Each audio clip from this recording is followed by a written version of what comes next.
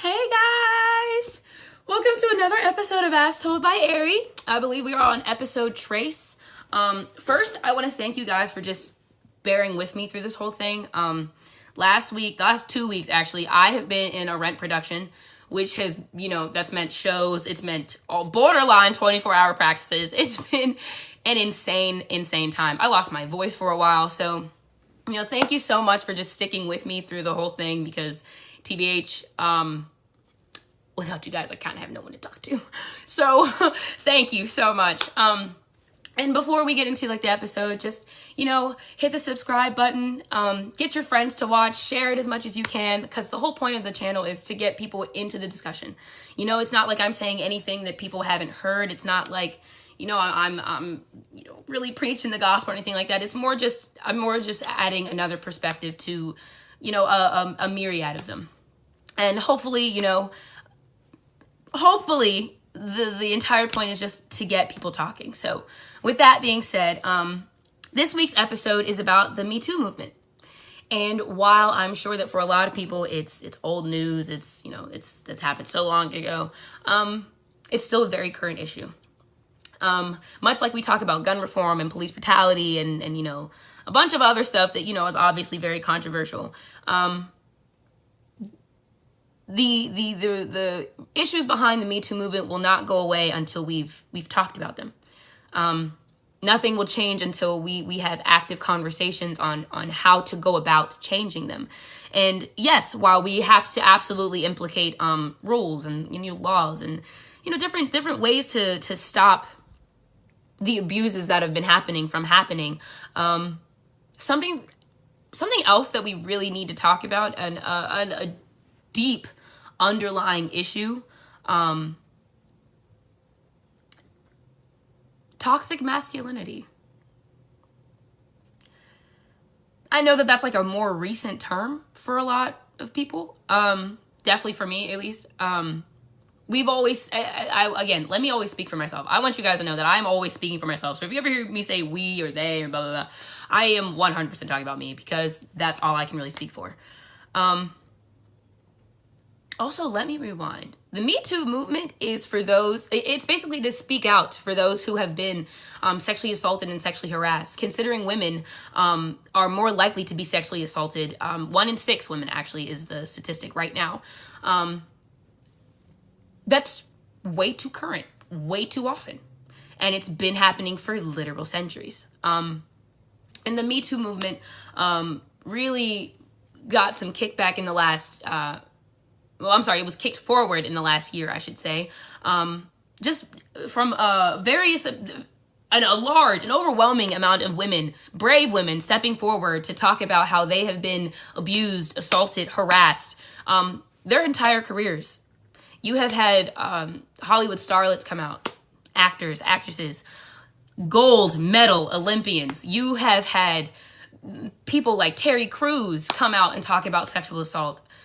No one is immune to it. No one is immune to being violated. No one's immune to feeling as though they don't feel heard. That, whatever they say is going to be swept under the rug because it's happened to hundreds of people. It's happened to hundreds of people that, we look up to, that we adore, that we fantasize about.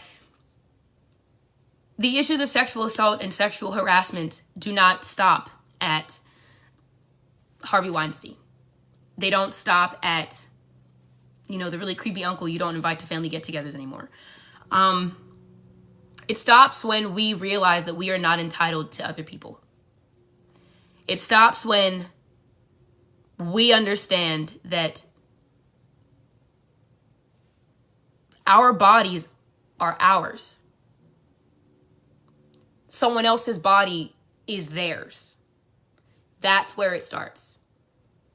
And I use toxic masculinity on one, and just because as a female, that is the one of the greatest brunt I have to bear. I go to Penn State Barron, and it's no joke that, our ratios are pretty favorable on the guy side. We have countless comedians, magicians, and all that. That's the first joke that they crack every time. men state barren. It's nonstop. And while, for the most part, I have never really, I've never really had an issue with, the ratio here. As a female, I am a part of the MeToo statistic. I will be very honest with you guys. And I guess the whole reason, if I'm going to talk about something, then I guess I should give you guys the honest to goodness reason why I'm going to talk about it. I have been assaulted. When I was a sophomore, this was like right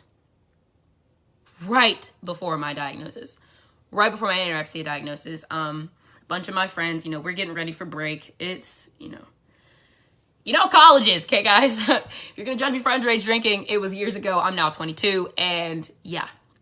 So a bunch of me and my friends were drinking, we're just trying to enjoy our lives before we go home, right? Finals have just been taking place, so we're celebrating, and, in college, it's not abnormal or weird for co-eds to hang out. For co-eds to be able to hang out with one another, and it literally mean nothing but a platonic friendship. I've had sleepovers with, my friends. I've had all-nighters with my friends where we just do nothing and we watch, like, SpongeBob or something. Like, it's not uncommon. But the difference between all of those incidents and the incidents I'm about to tell you about is the sense of entitlement. And, while this guy, I have no idea what was actually going through his head. I really don't care. I've never even confronted this person about it. I don't even know if they know I know. But again, when I was a sophomore, my friends were drinking, and one of my friends asked me if he could, like, stay in my room. And I was like, fine. Like, that's no problem at all. This is not the first time this has happened. My roommate's there. I was like, I don't care. Yeah, sure. My roommate's like, yeah, sure, whatever. We're all just, chilling. And, it's about time where everyone's kind of dying out. I won't say going to bed because, that's not really what happens. Everyone kind of just, like, fades out. And, we're all in my room. We're all in the room. My roommate's, she's in her bed. She's knocked out. I'm in my bed. I'm on one side, and, my friend's on the other side. And, like, as I start to, like, doze off, like, I'm really going in and out, that weird, like, oh, I'm definitely tired, definitely trying to go to bed haze you get into, like, right before you go to sleep.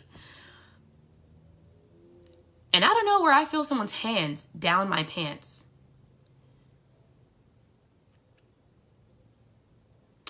Which I'm sure for a lot of you, you're thinking, I would have removed him. I would have screamed. I would have did anything. I would have done something. I'm telling you, you don't know what you would have done. Because I didn't even know what to do. This is coming from someone who, for the people who do watch this and know me, I am so outwardly spoken, it's disgusting. I have no problem defending myself. I have no problem speaking up for myself. I have no problem speaking up for others. Yet in this moment, when I am being violated, someone is literally trying to finger me while they think I'm asleep. Hey, they have gotten zero consent. They've gotten zero permission to touch me at all. I was frozen. I was stuck. Stuck, dude. I had a whole other person in the room. Like, my roommate is literally right there. And I still didn't know what to do. Longest 7 minutes of my life. Until I was just hoping that maybe if I rolled over enough, maybe I'd fall off the bed. Maybe anything. But I was frozen.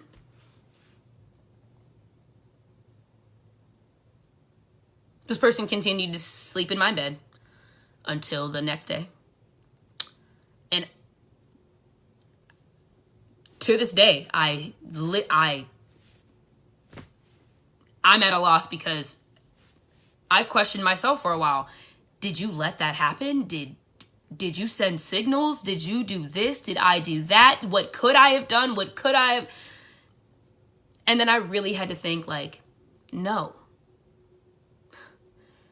I immediately started to blame myself. And it's like, I didn't do anything. I didn't do anything. I trusted a friend to do something that we've always done. Had always done. Like, it was no big deal. And that person felt entitled to my body. They felt entitled to me. And that is the case with every rape, every harassment, every assault, everything in between. That is what it comes down to, a sense of entitlement that shouldn't be there.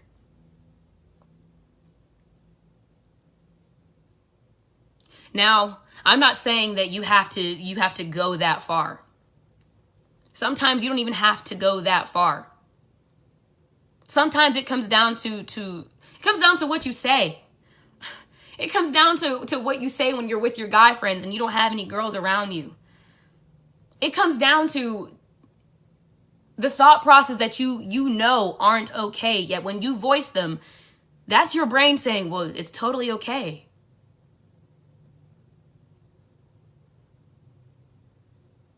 To this day, I still don't know how to handle that. Like, that's still a demon I haven't dealt with. And I'm not saying it's as traumatic as actually being assaulted, like raped. It's not. I'm not going to sit here and compare my trauma to the traumas of millions of other people. But I can say that that day actually changed my life because I really learned as a woman, you can really never be too careful. You can never be too safe. And for the men that will blindly say, I would never in my life, I would never, I thought the same thing for that very person. The very same thing. They would never, they could never. I had never even heard them say anything really inappropriate about a woman. Yet this is the guy that felt it was okay to touch me without my permission, while I was prayerfully asleep, but I wasn't.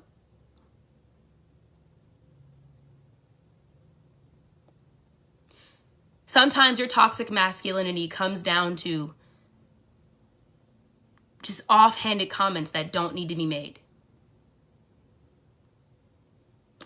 I'll give you another example. And this is one that men can relate to. And if you can't say, I'm sorry, if you lie and say you haven't said something like this or thought something like this, then this would be the time you really need to evaluate who you are and what people mean to you in general.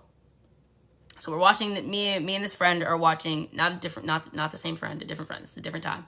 This actually happened to me like last week. Me and a bunch of friends were like watching a movie. I can't even remember what the movie was. I really can't remember what the movie was. But long story short, the girl, like, you know, the girl in this movie, she's really sending some signals to the guy. And then long story short, she basically says, you know what, you're right, we shouldn't do this, blah, blah, blah, blah, blah. Now in the movie, the guy has no problem with this. He's like, you're right, like, you know, clearly we shouldn't do this, blah, blah, blah, blah, blah, blah, blah, you know, that's, you're right, that's blah, blah, blah, blah, blah. Yet the people that I'm watching it with felt the need to actually voice sentiments like, she did all that and she's not even gonna fuck him now? Oh, come, he at least deserves that. Like, he's entitled to that now. The least she could do is blow him. Oh, the least she could do is this.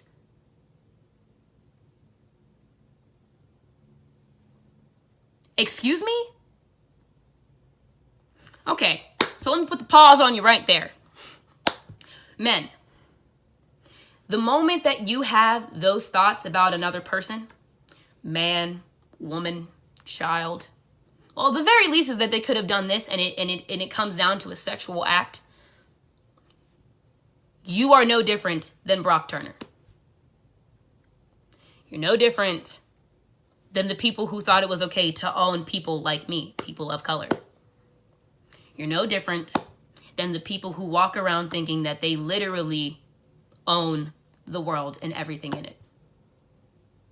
And you can say that that's a gross exaggeration. You can say that is an overestimation of how people look at the way they talk. But you don't understand how daunting it is as a female to hear men speak like that in front of you. You have no idea what it's like to actually hear people you think would protect you in any given moment say off the wall shit like she could have at least blown him. If she's going to do all that, the least she could have done is this. No means no. And if that is a hard concept for you, I think it's time that you take a genuine look in the mirror. And I am sorry to get emotional. I was really trying not to like rant this time or anything like that. But as a female, as someone who worries every time she doesn't go out with her boyfriend, even as someone who worries when they do go out with their boyfriend, because girls still get kidnapped that way. They still get harassed that way. They still get raped that way. We will never feel safe until the men in our lives, the men outside of our lives, understand that their toxic masculinity all starts with a mentality. It starts with thinking about what you say before you say it.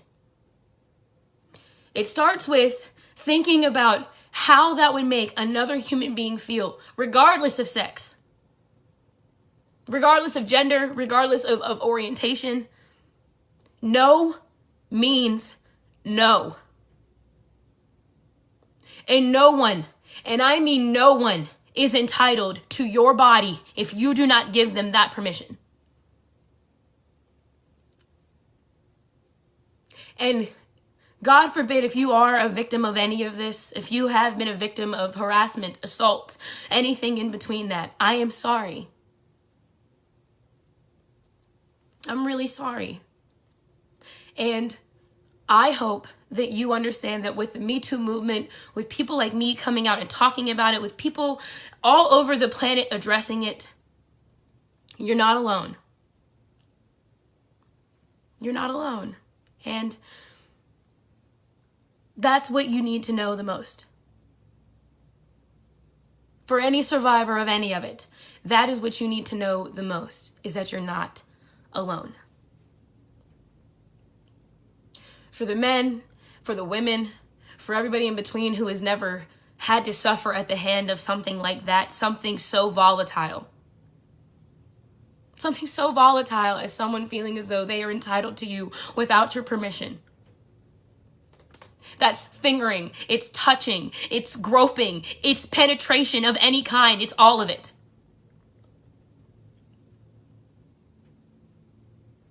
You are no different than the people who thought it, you're no different than the people who thought it was okay to own other people.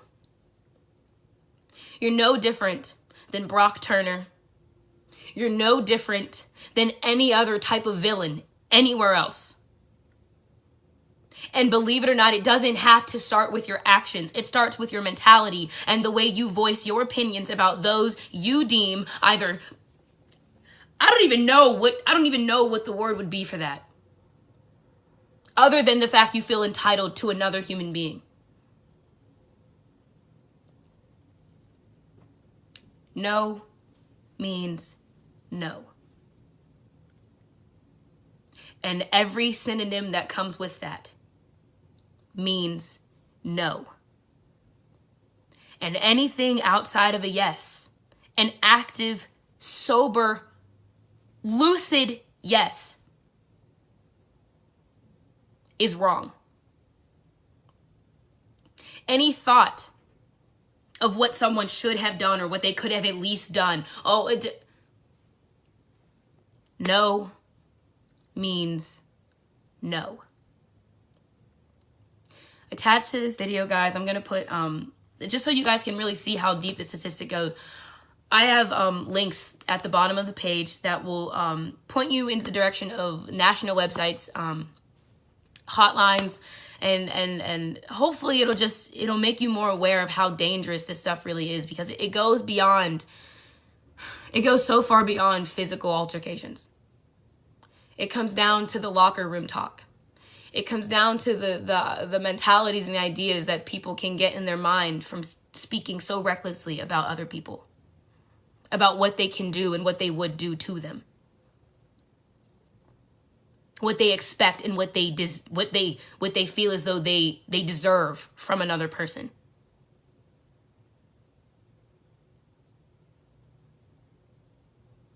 It all starts with changing the way we see people. From me to you guys, we have a collective human experience. And We have to acknowledge that if we're ever going to change anything.